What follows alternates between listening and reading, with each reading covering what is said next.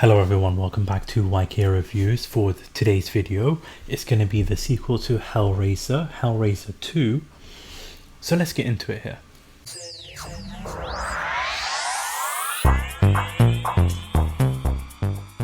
So with Hellraiser 2, it's basically a direct sequel to Hellraiser, continuing the events of what happened in the original one. And I really liked this one. It was a great sequel.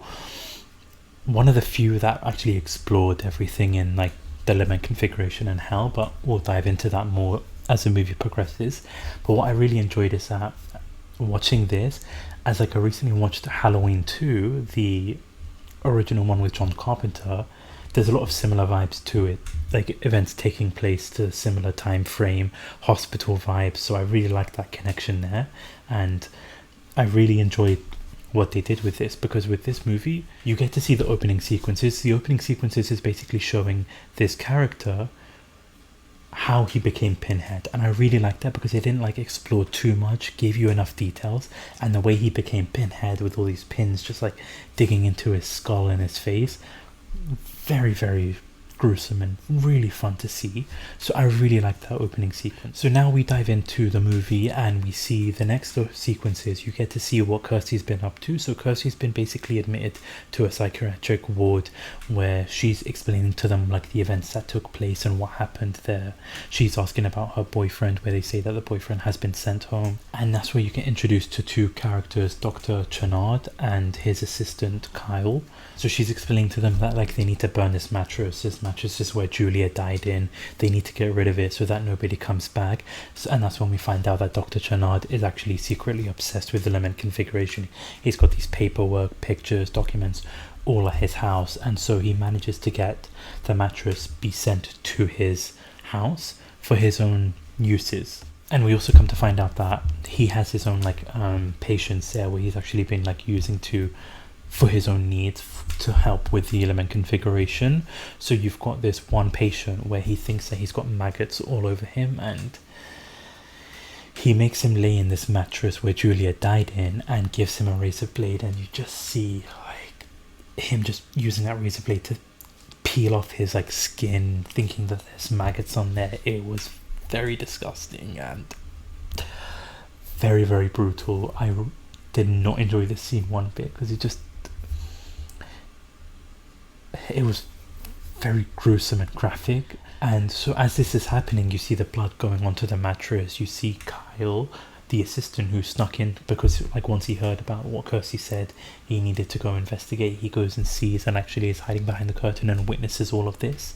Witnesses this guy like peeling off his skin using that razor blade, seeing Dr. Chenard and what he's up to. And because of all this, Julia does come back to life, and again like the cinematography, the visual effects, just everything looked fantastic with how they like brought Julia back. And what I really enjoyed is that they continued the aspects in the plot from the first movie, because you've got one person being resurrected, needing bodies, needing blood, needing to come back to life. So I really like that they kept that similar aspect of that plot. So yeah, they have the similar plot. So now Dr. Chenard is using these patients, bringing them to Julia. Julia is basically killing them, sucking the blood, taking out everything so that she can become resurrected. And in terms of this movie though, with Julia, she manages to get her own skin back, whereas Frank had to like steal his brother in the first one. So now Julia's basically been resurrected, has been brought completely back to life. And as this is taking place, you've got Kyle returning to Kirsty, basically telling him that he believes her. He explains what happened so that Kirsty can try and like escape from this hospital to try and stop this. So in the middle of her escape, you also get to meet a new character called Tiffany, where she becomes a key role in like what happens towards the end, but she doesn't really speak much. We come to find out that she's a master of like unsolving puzzles and being able to unlock different sort of like puzzle boxes there. So she's like a key figure as the movie progresses, but Kirsty notices this. So they escape, they go to like Dr. Chenard's house, and that's where you see probably one of my favorite scenes in this movie. Is you get like Kirsty and you see Kyle like exploring the house, looking around, and then that interaction between Kirsty and Julia. But before that, like Julia ends up killing Kyle, just draining him, sucking his soul and his everything from him, killing him eventually. And then you have that line with the evil stepmom line, and then just Julia bitch slapping Kirsty, knocking her out. I just found that hilarious, the way she just one slap took her out. So now that Dr. Channard fulfilled his part of the deal with Julia is helping Dr. Channard enter the hell world, open up the lament configuration. So that's where they bring Tiffany in. So Tiffany's sitting in this room, she's opening up the box, opening up the lament configuration, and that's where we get Pinhead and the Cenobites coming in.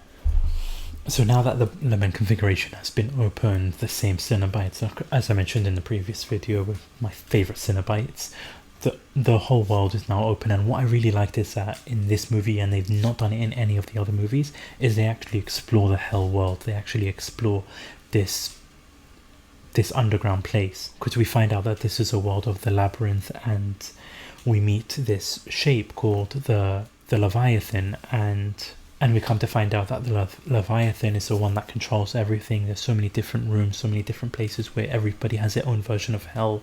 You see this sort of circus looking thing, which is where Tiffany goes and explores. You see Kirsty's version of hell, which has got a picture of, I believe it was her mother. We also see we get introduced back to Frank Cotton's version of hell, which is so funny because his version of hell is that there's naked women under these sheets. So when he goes to take out the sheets, these women just disappear, which it just cracks me up how that's his version of hell. And yeah, this we never get to see in any other movies, which is such a shame because it's such a great concept and it really looks visually amazing for a movie coming out in 1988. So then basically as the movie's progressing, we see all these different elements, we see all these different rooms there. We see Julia basically betraying Dr. Channard because the Leviathan needs these souls, and so we see Dr. Channard basically becoming a Cenobite. And as much as I love the movie, for me, when Dr. Channard becomes a Cenobite, becomes a doctor version of a Cenobite with different equipments being attached to him and that kind of stuff, and all his doctor puns and stuff, I just couldn't help but notice that he looked a lot like Ivan Ooze from the Power Ranger movies, the Mighty Morphin Power Ranger movies. I don't know if it's just me, but that's all I could picture when I saw him.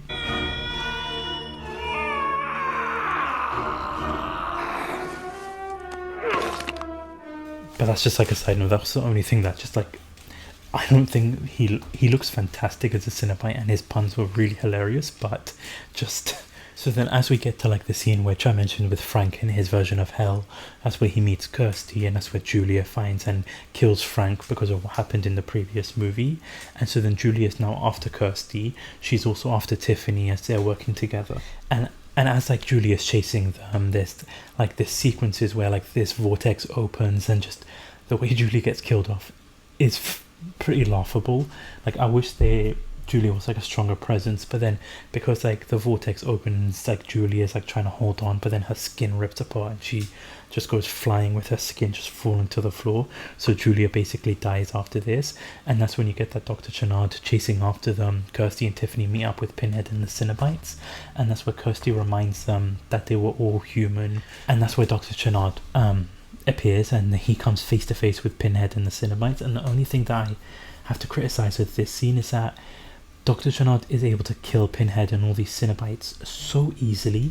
You just see Dr. Channard killing these people one by one. You see the Cenobites transforming into a human version of themselves. So the one with his mouth chattering away is actually a little boy, a teenager, I believe it was.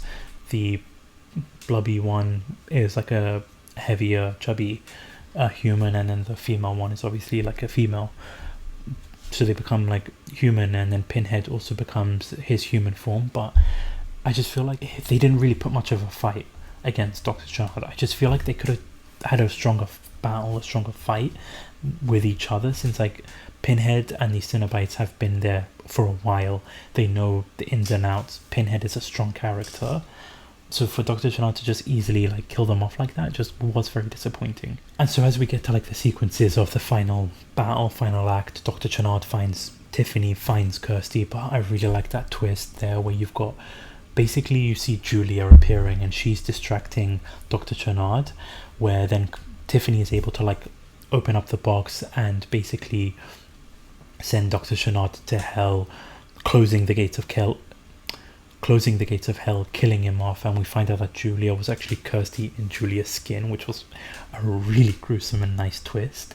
So they close off the gates to hell and they're able to escape. And so after all of these events, Tiffany and Kirsty are able to like leave the hospital, leave everything behind, and that's when we get to like the closing moments where we see these movers from the original first movie start like moving everything. One of them finds a mattress and just gets like sucked in and killed, and then you just see this pillar appearing, and that's the end of the movie there. So that pillar will come into effect in the next movies, which we will be discussing. But in terms of this movie, a very enjoyable sequel. I really liked, as I mentioned, what they did with this movie, exploring that world, and they've not done it since then, which is such a shame because you've got so much possibilities. But overall, a fantastic movie, a fantastic watch, and a fantastic sequel. I really enjoyed this one, and one I would definitely recommend. So if you have seen the movie, let me know down in the comment section below what you thought about it, if you enjoyed it, if you hated it, what aspects did you like. If you've seen the Mighty Morphin Power Rangers 2, please let me know. Do you see that Ivan Ooze with Dr. Chenard's Cenobite? Please let me know, because I feel like I'm the only one here. But thank you so much for watching, and thank you so much for listening. And if you haven't already, hit that subscribe button, like button, hit that notification bell. Tons of videos coming your way, including the tier ranking for all the movies of October, so keep an eye out on that. But again, this is my Movie Reviews.